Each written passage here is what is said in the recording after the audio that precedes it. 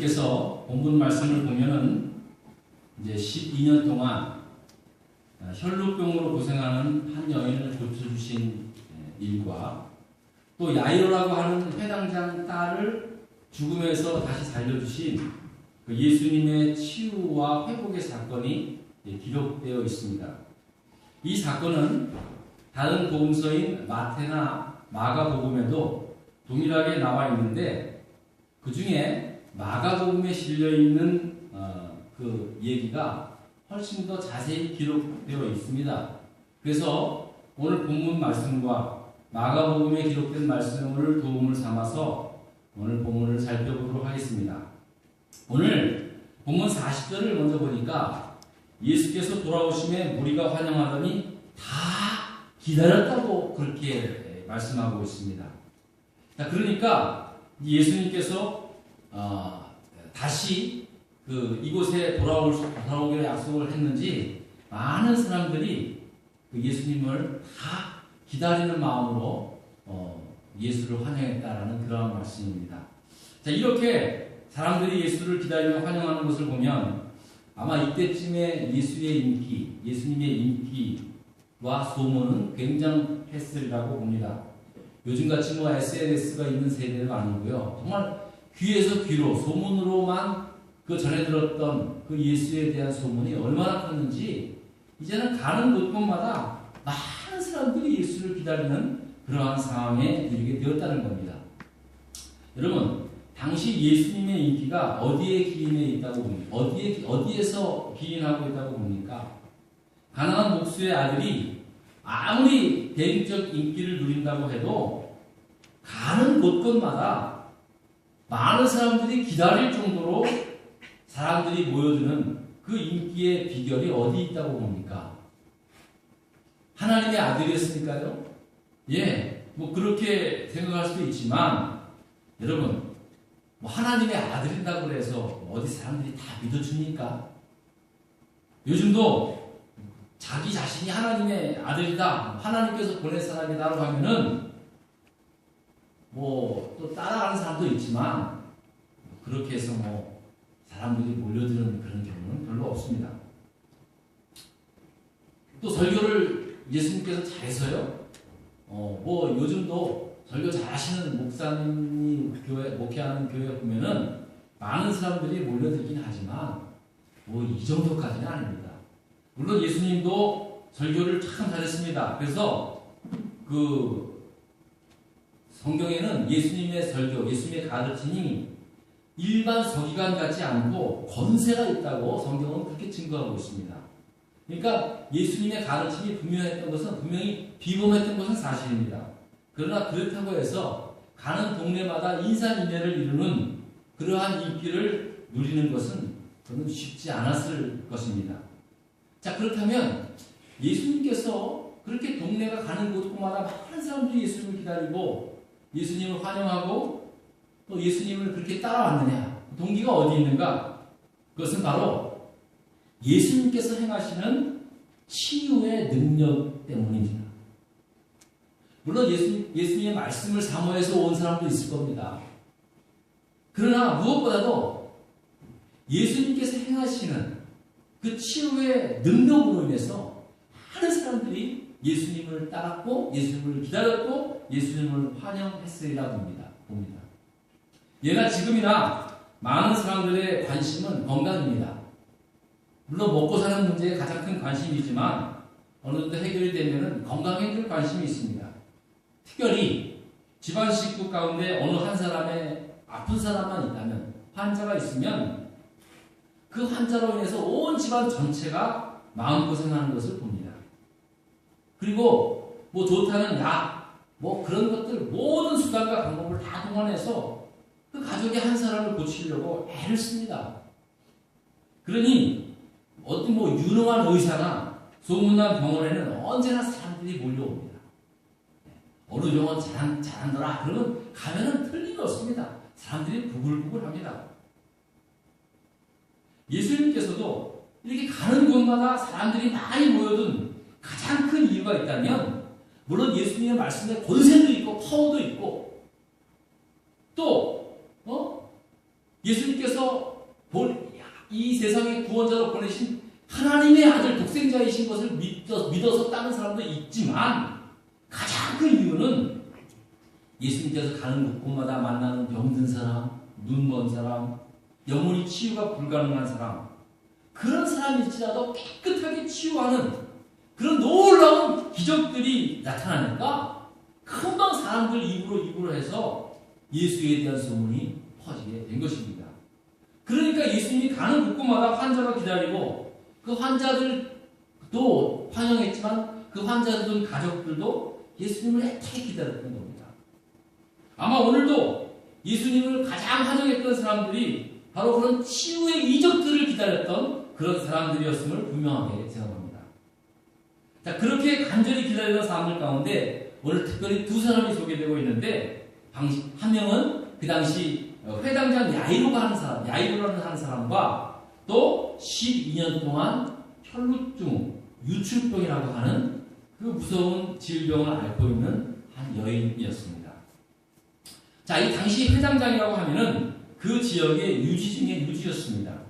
이스라엘 민족은 지금도 그들이 모이는 곳에는 반드시 회당을 짓고 그곳에 모여서 이 토라, 여호와의 말씀을 공부하며 이스라엘 문화와 신앙, 전통을 공부합니다. 지금도 유대 사람들이 모인 곳에는 반드시 회당이 있습니다. 이스라엘 사람은 지금도 회당 중심으로 모입니다. 당시에도 로마 식민지 상태였지만 그래도 언제나 회당 중심으로 이스라엘 민족의 공동체를, 신앙 공동체를 이루어가고 있었습니다. 자, 그러니 그 회당을 맡고 있던 사람이라면 분명 그 마을에 가장 존경받는 사람이었을 것이고 또 나름대로 충분한 재산도 갖추어진 분이라는 것을 우리가 짐작할 수 있습니다. 자, 그런데 그 회당장 야이로에게 문제가 하나 생겼습니다. 단 한 명밖에 없는 12살 먹은 외동딸이 있었는데 무슨 병인지는 몰라도 생명이 위독할 정도로 지금 위급한 병에 걸리고 만 것입니다. 여러분, 약을 안 썼겠습니까? 의원을 불러오지 않았겠습니까? 그런데 아무런 소용이 없었습니다. 그러던 차에 예수님께서 자기 동네에 오신다는 소문을 듣게 됩니다. 예수라는 사람이 동네마다 다니면서 병든 자를 고쳐주고 눈먼 자를 뜨게 하고 귀신 들린 자를 고쳐주고 그런 이적을 행한다는 소문을 듣게 됐습니다. 근데 사실은 거기까지는 소문에 불과했습니다. 회당장 야이로가 직접 눈으로 본 것도 아닙니다. 그러니까 만약에 자기의 딸이 이렇게 위급한 병에 걸리지만 않았어도 그냥 소문으로만 듣고 흘려버릴 그런 정도의 내용입니다. 그러나 그에게는 예수님에 대한 소문이 마지막 자기 딸을 위한 유일한 생명줄이라는 믿음이 그 소문을 듣는 순간 생기게 되었습니다. 그래서 회당장의 체면이고 뭐고 그 소문만 듣고 제일 먼저 달려가 예수를 기다리고 있었던 것입니다. 여러분, 한번 생각해 보십시오. 적어도 회당장 정도만 되었으면 그래도 어느 정도 모든 것을 다 갖춘 사람입니다. 그런데 의사도 아닌 사람이고 그저 안수만 하면 척척 병을 고친다는 그 사람의 소문만 듣고 자기 딸을 선뜻 고쳐달라고 얘기할 수 있겠습니까? 그거 쉽지 않은 문제입니다. 그리고 그 당시 종교 지도자급 중에는 대부분의 유대 종교 지도자들 중에는 예수에 대한 사람의 이미지가 굉장히 안 좋은 상황입니다. 별로 자기들 딴에는 별로 좋아하지 않는 사람인데 그런 상황 속에서 함부로 자기 딸을 소문만 듣고 예수에게 찾아가 자기 딸의 생명, 자기 딸의 그 위중한 병을 고쳐달라고 부탁할 수 있는 것은 쉬운 일이 아니었습니다. 또 만약에 예수님을 못 만났거나 그 청이 거절되었다면 예수님한테 간절히 청을 했는데 지금 자기 딸을 들고 업고 올 그런 형편도 못 돼서 예수님 모시고 직접 집으로 가야 되는데 예수님이 no 했으면 어떡할 거예요? 자, 그런데 어떡합니까? 당장에 딸이 죽어가는 판에는 뭐라도 못합니까? 아마도 분명한 무슨 알만한 병명이 있으면 약을 쓰게 되면 약을 쓰면 나을 병이라면 예수님께 굳이 찾아오지도 않았을 것입니다. 그런데 당장의 딸의 생명이 위급한 상황에는 이 회당장이고 뭐고 없었습니다. 당장에 정말 지푸라기라도 하나 잡는 심정을 가지고 예수님께 나왔습니다. 그것도 말씀을 보니까 회당장이 예수님 발 아래 엎드렸다는 거예요. 사실은 그 동네에서 가장 존경받는 사람입니다. 그냥 서서 악수하고 예수님께 간절히 청을 했어도 얼마든지 들어줄 상황이었습니다. 그런데 예수님께 와서 그 회당장이 무릎 꿇고 엎드려서 자기 딸을 고쳐달라고 그렇게 간절히 애원을 했던 것입니다. 여러분, 이건요 완전히 자기 자신, 자기의 명예, 자기의 가지고 있는 모든 것, 이런 것들을 다 내려놓고 오직 예수 그리스도의 능력만을 의지한 그러한 회당장의 모습입니다. 무릎 꿇고 엎드렸다는 것은요, 이건 그 어떤 것도 이제 난 의지하지 않고 나의 체면이고 뭐고 자존심이고 다 내려놓고 오직 주님만 의지합니다 라는 그러한 표현이었습니다. 그리고 또 이것은 그 야이로에게 있어서 분명히 예수를 우리 집에만 모시고 가면은 내 딸이 나으리라는 확실한 믿음이 있었기에 야이로는 예수님께 납작 엎드리게 된 것입니다. 바로 이 해당장의 믿음이 지난주에 얘기했듯이 인간 능력의 한계에서 오는 그런 믿음의 고백이었습니다. 누가 가르쳐주거나 듣거나 깨닫게 하는 믿음이 아닙니다. 그야말로 자기가 가장 사랑하고 아끼는 딸의 생명 앞에서 자기가 가지고 있었던, 누리고 있었던 그 모든 것들이 다 소용이 없었습니다. 마지막 예수님에게 거는 그 믿음이 유일한 그의 희망이었을 때는 세상 사람 시선 의식하지 않고 주님 앞에 납작 엎드리게 된 것입니다. 여러분은 안 그럴 것 같아요? 누구나 다 야이로의 심정일 것입니다. 요즘은요 사실은 너무 의술이 좋아가지고요 기도하면 난다고 믿기는 하지만 그래서 이것저것 다 해봅니다. 그게 불신앙적인 진앙적이 아니라는 건 아닙니다만 사실은 그 당시에는요 이제는 예수밖에는 없어요. 이제는 예수를 믿는 그 믿음밖에는 내 딸을 살릴 수 있는 유일한 희망이었습니다. 여러분이나 저나 내가 가진 희망의 전부를 예수께 한번 기대해 본 적이 있습니까? 정말 100% 완전히 하나님 앞에 맡겨본 그런 경험이 있습니까? 우리 대부분요 이렇게 생각합니다. 자기가 열심히 최선, 자기가 하는 데까지 다 하고 그리고 난 다음에 모자라는 것을 하나님이 도우신다. 멋있잖아요, 그죠? 그게 참 이성적인 믿음이고 그게 아주 건전한 신앙이라고 생각합니다. 저도 동의합니다. 저도 성경 공부할 때 그렇게 가르칩니다. 하지만 어떨 때는요 내가 아무리 노력을 해도 내 노력은 완전히 제로예요. 아무런 소용이 없어요. 오직 하나님께만 할 수 있는, 죽이든 살리든 하나님만이 할 수 있는 그러한 상황 앞에 때로는 이룰 수 있다고 합니다. 저는 그런 사람들, 그런 경험을 많이 봤습니다. 저는 사실 지금까지 그런 상황을 만나지 않았습니다. 그리고 앞으로도 오직 하나님만이 할 수 있습니다라는 그런 상황이 내게 생기면 겁날 것 같아요. 근데 사실 여러분, 바로 그럴 때 순도 100%의 참된 믿음이 나올 수 있는 겁니다.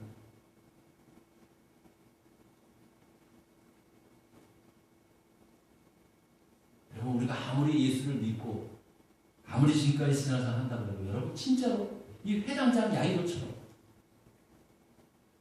정말로 예수님 앞에 무릎 꿇고 납작 엎드려 본 경험이 적어도 한 번 이상은 있어요.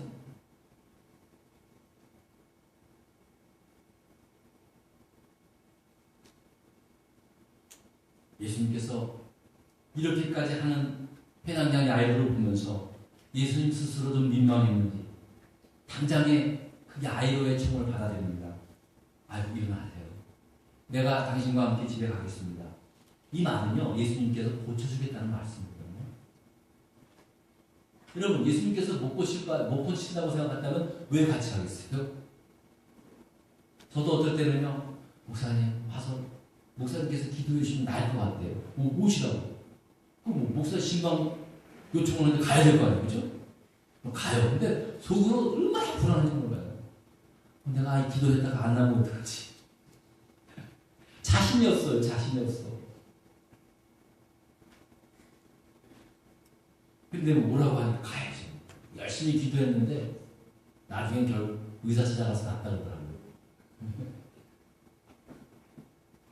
그런데 예수님도 마찬가지예요. 예수님께서 당장 죽고 하는 딸인데 내가 당신과 함께 그 집에 가겠다. 이 말은요, 억지로 가는 게 아니었어요.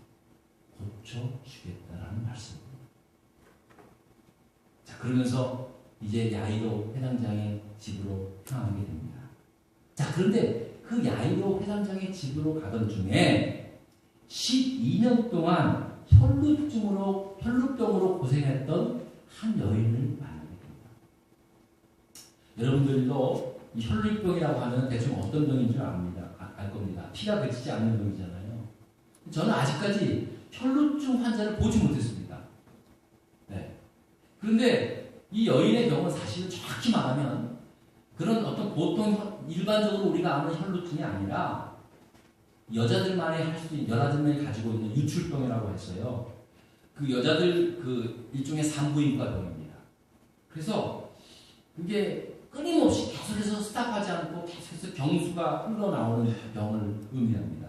자, 그러다 보니까 결혼한 여성임에도 불구하고 제대로 부부 생활도 못하고, 그리고 또 예전에는 뭐가 있겠습니까? 집안에서도 함께 생활도 못하는 거예요. 그러다 보니까. 또 더군다나 유출병이라고 하는 것은 이스라엘 사람들이 종교적으로 아주 부정한 병이라고 생각하고 있습니다. 그래서 성전은 물론이거냐 사람들하고 접촉조차 만들지 못하게 하는 그런 무서운 병입니다. 평생 그런 병에 걸리면 죄인 취급받으면서 살아가야 할 그러한 참 끔찍한 병이었습니다. 바로 이 여인이 1년도 아니고 12년 동안 그 유출병을 알아오고 있는 것입니다. 마가복음을 보면 아마 이 여인이 좀 돈 좀 있었나 봅니다. 그래서 용한 의원은 다 쫓아다녔다고 마가복음이 기록하고 있습니다. 그런데 약이란 약은 다 써봤지만 아무런 소용이 없게 됩니다. 그러기를 12년 지났습니다. 여러분, 김병희 효자 없다고요? 가족들도 아마 그때는 외면했을 거예요. 아마 몇 년은 같이 어머니를 위해서, 아내를 위해서, 딸을 위해서 온 가족이 힘을 모아 뭐 이렇게 서포트를 했겠죠. 하지만 이제 5년이 지나고 10년이 넘으니까 다 포기가 된 거예요. 돈도 다 떨어지고요. 어쩌면 이 여인은 거지처럼 생활했을지도 모릅니다. 자, 그런데 그랬던 여인이 예수의 소문을 듣게 됩니다. 예수가 자기 동네에 온답니다. 예수가 자기 동네에 온다는 거예요. 여러분, 그 소문을 듣자마자 이 여인에게도 예수님의 소문은 그냥 소문이 아니라 유일한 희망이었습니다. 여러분, 지금도 마찬가지입니다. 지금도 많은 사람들이 예수의 이야기를 듣고 하나님의 말씀을 듣지만 그냥 이야기로 듣는 것이 대부분의 사람들입니다. 그러나 우리들 가운데는 오늘 이 12회 앓고 있던, 12회를 혈루증으로 앓고 있던 이 여인처럼 어린 딸이 죽어가는 데 있어서 예수의 소문이 그냥 소문이 아니었어요. 그들에게 있어서는 예수의 소문은 생명이었습니다. 오늘날에도 우리가 많은 주님의 말씀을 듣지만 그 말씀이 하나의 도덕적인 가르침으로 여겨지는 사람도 있지만 똑같은 말씀을 들어도 나에게 있어서 생명의 말씀으로 지금 내가 처해 있는 있는 삶을 구원하는 말씀으로 듣는 사람들이 있다는 것입니다. 여러분은 지금 예수의 말씀을 어떻게 들려집니까? 그저 4대 성인의 가르침으로 듣습니까? 그저 마음을 위로하는 그러한 위로의 말씀으로 듣습니까? 여러분들이 예수 그리스도의 말씀을, 예수 그리스도의 역사를 나의 생명을 구원하는 생명의 말씀으로 들려질 땐 오늘 말씀 속에 역사했던 이 놀라운 역사들이 우리의 삶 가운데도 역사할 줄 저는 믿습니다.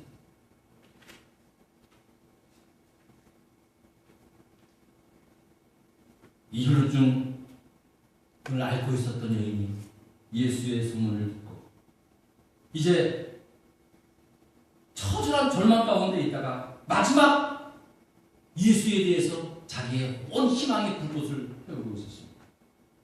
그리고 드디어 예수님이 나타났을 때 커다란 마음을 품고 예수께 다가가게 됩니다. 그런데 문제가 생겼어요.